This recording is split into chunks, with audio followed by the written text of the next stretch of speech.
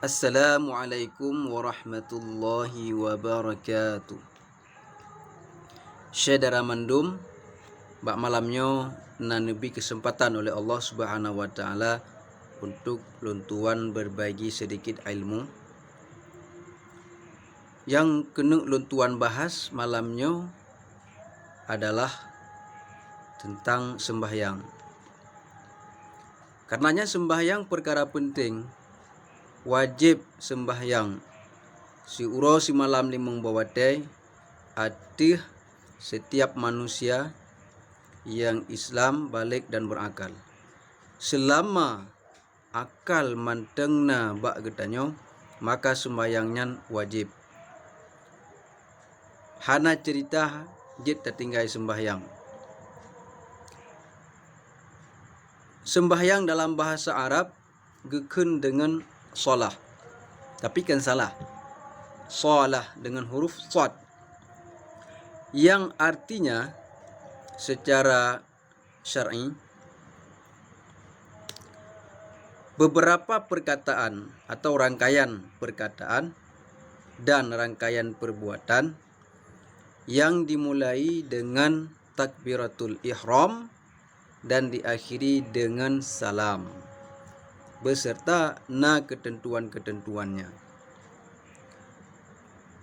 Dengan definisi sembahyang yang laginya rupa, maka hana jid ditamang ibadat-ibadat yang lain dalam kategori sembahyang atau dalam definisi sembahyang. Karena sembahyang memiliki aturan yang tertentu.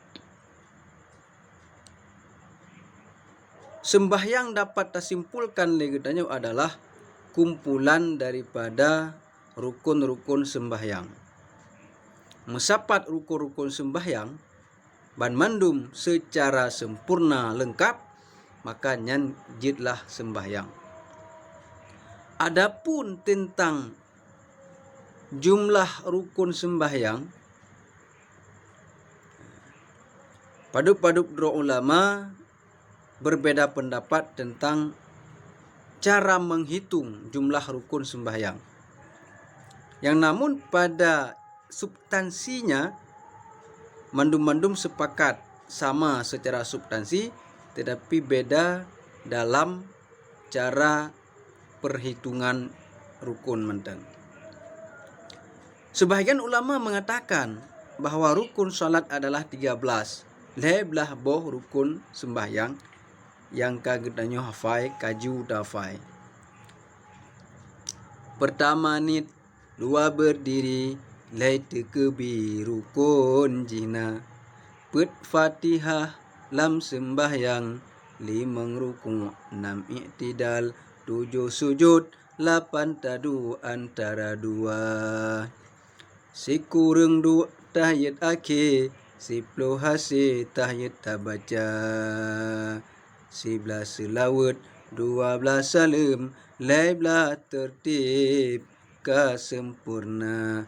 Nyan yang sabuh pendapat.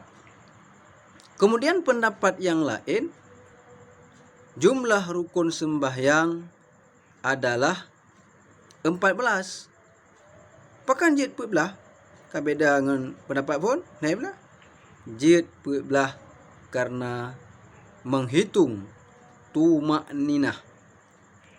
Tumakninah adalah berhenti sejenak kadar membaca satu kali subhanallah pada setiap rukun.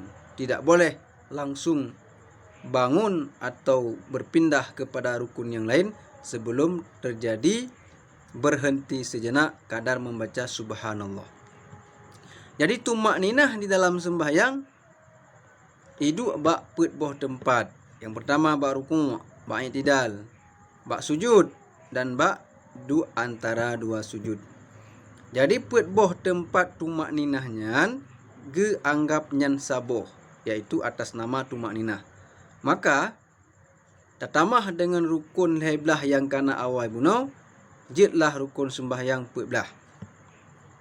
Kemudian pendapat yang lain, gepegah rukun sembahyangnya 17. Kiban cara lagi hitung sehingga jid 17. 17 tumak ninah yang put boh tempat nyan dihitung secara terpisah satu-satu. Hana gegabung menjadi satu rukun. Sehingga put tatamah dengan leblah jumlahnya 17.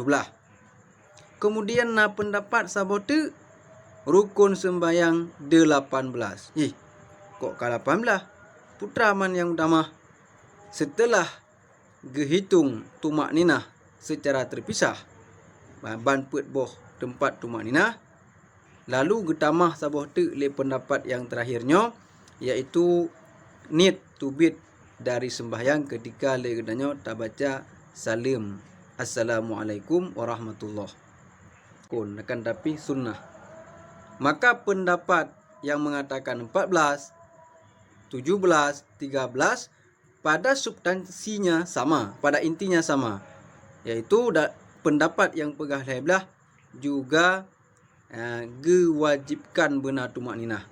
Akan tetapi le pendapat yang pegah leblah tumak ninahnya hana gehitung sebagai rukun.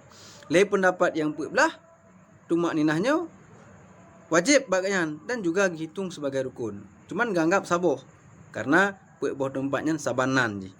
Le pendapat yang pegah 17 bak urungnya wajib sid dan yang dihitung sebagai rukun secara terpisah hitung di saboh-saboh. Boh tempat tumak ninah dah gabung dengan leblah awal jadi 17. Tapi pendapat yang pegah need to bid dari sembahyang yang dihitung sebagai rukun sembahyang yang pendapat yang lemah, pendapat yang kuat karena dikira satu persatu rukun sembahyang. Yang pertama, menyatakan di dalam kitab-kitab fikih mulai daripada kitab yang ubud sampai kitab yang raya, susunan rukun sembahyang yang pertama adalah niat, yang kedua takbiratul ihram, yang ketiga berdiri. Dan adalah susunan. Namun pada kenyataannya pekeh legetanya legenya ndak pubut pekeh fontanit sembahyang ile, kemudian baru dah baca takbir olehnya baru tadang nyan coba tapi punyum legetanya mahwate ta analisa dengan pikiran tanya nyen kon menan menyeleganya ndak pubut katente nyan tanyo hanasah sembahyang. Akan tetapi kibancit dalam hal getanyo praktek, maka yang pertama ile tadeng, karena dengnya adalah syarat bagi orang yang sanggup deng. Bagi orang yang hana sanggup deng, maka bagi orangnya dibolehkan du. Namun du yang lebih good adalah du iftirash, yaitu du lagi du tasyahud awal. Bagi orang yang han sanggup du, maka geyu sembahyang siraih tapi berbaring di atas lambung kanan. Bagi orang yang sanggup sembahyang siraih berbaring di atas lambung kanan, maka geyu linting tapi geyu pemanyang ulai. Ya. Tekadi hai le gerak-gerak jaro, maka geyu isyarah menteng dengan mata.